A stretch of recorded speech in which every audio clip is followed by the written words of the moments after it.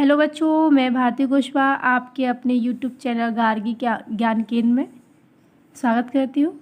मैंने इससे पहले आपको वीडियो में बताया था वास्तविक संख्याओं का इंट्रोडक्शन देते हुए सारी संख्याओं का इंट्रोडक्शन दिया था। सारी संख्याओं के बारे में मैंने आपको बताया था क्योंकि कक्षा 9th में इसका आपने अध्ययन किया होगा, इसीलिए इस चैप्टर को कराने से पहले हमने इसमें आपको इंट्रोडक्शन में सभी संख्याओं के बारे में बता दिया है। ठीक है, तो अब हम चलेंगे एक्सरसाइज पर। ठीक है बच्चों, तो एक्सरसाइज पे अब जा रहे हैं हम लोग। तो ये है हमारी एक्सरसाइज 1.1.1 निम्नलिखित संख्याओं का HCF ज्ञात करने के लिए यूक्लिड विभाजन एल्गोरिथम का प्रयोग कीजिए। तो बच्चों, यूक्लिड विभाजन एल्गोरिथम जो प्रमेय है, एक यूक्लिड वैज्ञानिक थे जिन्होंने इस प्रमेय को दिया था। आपने HCF निकालने की यूक्लिड विभाजन एल्गोरिथम इससे पहले नहीं पढ़ा होगा 10th से पहले, क्योंकि ये वाली प्रमेय इसमें यूज़ की जा रही है। वैसे आपको जब मैं इसका फॉर्मूला दिखाऊंगी तो आप कहेंगे ये तो हमने पढ़ा था, क्योंकि वो 4th क्लास में भी पूछा जाता है, बट इसमें करने का प्रोसेस जो है वो सिर्फ इसी क्लास में दिया गया है। तो चलिए हम बच्चों क्वेश्चनों को लेते हुए आगे बढ़ते हुए सॉल्व करते हुए चलते हैं। मैं सारे क्वेश्चन सॉल्व कराऊंगी। तो इसमें जो एक फॉर्मूला लगता है आपने पढ़ा होगा, भाज्य बराबर भाजक इंटू भागफल प्लस शेषफल। ये यूक्लिड विभाजन एल्गोरिथम प्रमेय में इसका यूज़ किया जाता है। तो बच्चों, इसमें भाज्य को ए से शो किया गया, क्योंकि इसमें कहीं सवाल जब होंगे तो उसमें a = BQ + R का यूज़ किया गया है सवालों में। a = BQ + R का यूज़ किया गया है, जहाँ पर a क्या है आपका भाज्य है, b आपका भाजक है, q आपका भागफल है और प्लस r आपका शेषफल है। अच्छा, तो आपको हम बताए थे भाज्य क्या होता है, भाजक क्या होता है, भागफल शेषफल क्या होता है। तो एक डिवाइड ले लेते हैं। जैसे मैंने यहाँ पे 7 में मैं डिवाइड देने वाली हूँ 24 में। ओके, अब हम 7 का टेबल पढ़ेंगे कि 24 से ज़्यादा ना आ जाए तो 3 टाइम जाएगा, क्योंकि 7 3 × 21 होता है और 7 4 × 28 वो ज़्यादा हो जाएगा। माइनस करेंगे, ये आपका 3 आ गया, इसमें से गया 0 तो 0 लिखने की कोई ज़रूरत नहीं है। तो ये आपका क्या हुआ, शेषफल। ओके, ये वाला क्या हुआ, भागफल। जो 24 है वो आपका क्या होगा, भाज्य। ओके, देन 7 आपका क्या है, भाजक। जिससे हम भाग देते हैं वो भाजक होता है, जिसमें हम भाग देते हैं वो भाज्य होता है, जो आंसर आता है वो भागफल होता है, जो बचता है उसे हम शेषफल बोलते हैं। तो मैंने सब लिख रखा। अब इसके अकॉर्डिंग टू अगर मैं इसमें फिट करूँगी तो क्या बनेगा, 24 = भाजक क्या है 7, भागफल 3, शेषफल 3। ओके, इस तरीके से यूज़ किए जाएंगे आपके सवालों में। तो चलिए पहली एक्सरसाइज प्रश्नावली 1.1 भाग NCERT गणित कक्षा 10th लेसन है आपका वास्तविक संख्याएं। प्रश्नावली है 1.1 भाग 1, क्योंकि इस वाली एक्सरसाइज को हम 2 भागों में डिवाइड करेंगे। ठीक है, तो इसमें बता है निम्नलिखित संख्याओं का HCF ज्ञात करने के लिए यूक्लिड विभाजन एल्गोरिथम का प्रयोग कीजिए। और ये हम फर्स्ट क्वेश्चन यहाँ पे दोबारा से नोट कर रखा। अब इस क्वेश्चन को हम करते हैं सॉल्व करते हुए, इसको आगे बढ़ते हैं। ठीक है दोस्तों,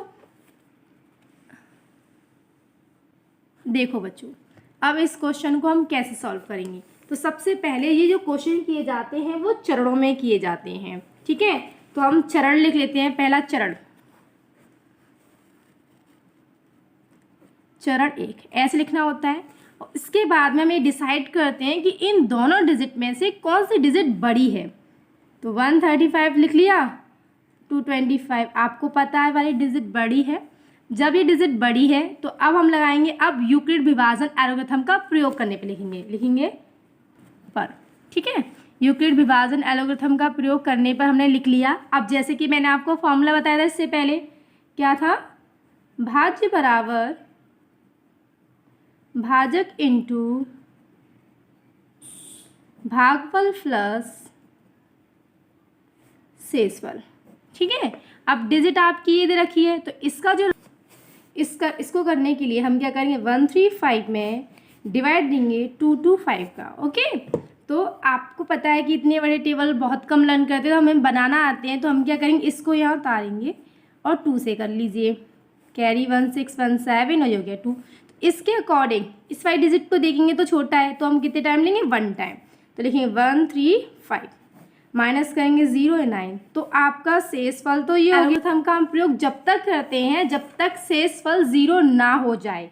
जब शेषफल 0 हो जाएगा तभी आपका HCF निकल गया। तो लिखेंगे शेषफल not equal to 0, not equal to 0, अभी 0 की इक्वल नहीं हुआ है। तो अब हम क्या करेंगे, चरण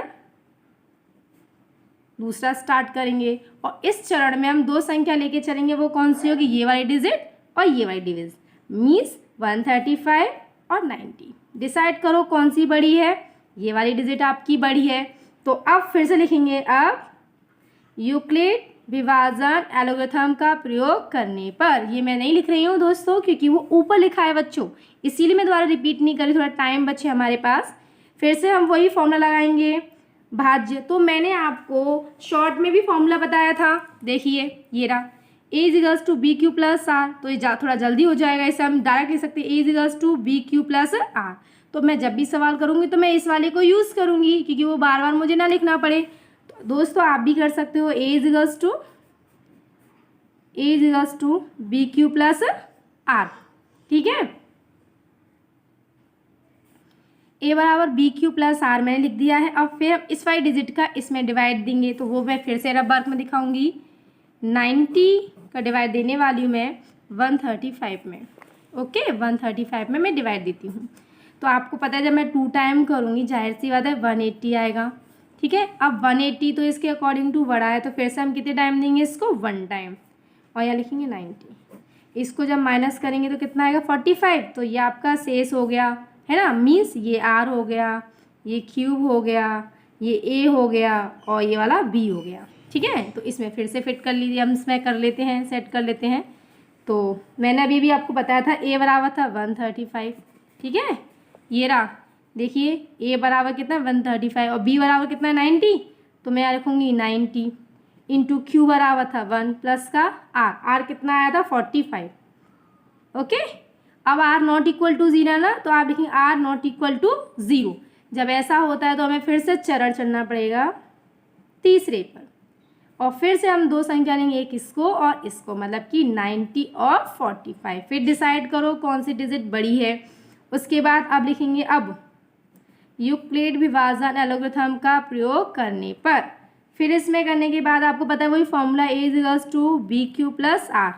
फिर से इसका इसमें डिवाइड दीजिए, तो मैं यहीं पे साइड में देती हूँ।